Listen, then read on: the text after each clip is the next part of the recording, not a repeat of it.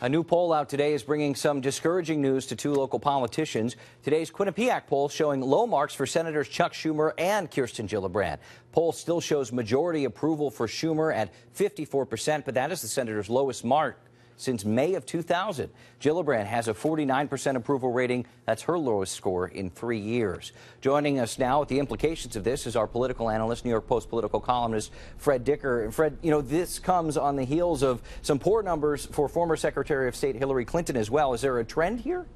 There is, and poor numbers for Governor Cuomo as well. Cuomo being the best-known official in the state, Cody, and he's had his record low numbers in the last few weeks as well. There really is something going on out there, whether it's Donald Trump or Bernie Sanders. Nationally, we know people are unhappy with a lot of politicians. They want change, and here in New York, that's reflected in these numbers. A lot of people think it has to do with the criminal investigations going on. Preet Bharara, the U.S. Attorney's Office, the indictment of former Speaker Sheldon Silver and Senate Majority Leader Dean Skelos. There's been a lot of ugly things that have come out in New York, and that seems to be taking its toll on all politicians. Of course, the two senators haven't been implicated in any wrongdoing, but you're saying just the general displeasure with politicians from the public might be skewing things.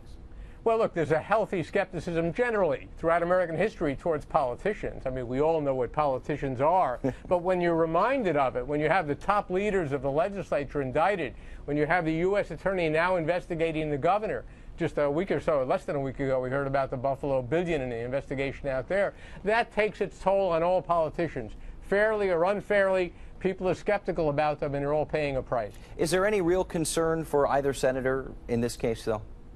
No, the Republican, both the senators are Democrats, of course. The Republican Party is so weak in this state.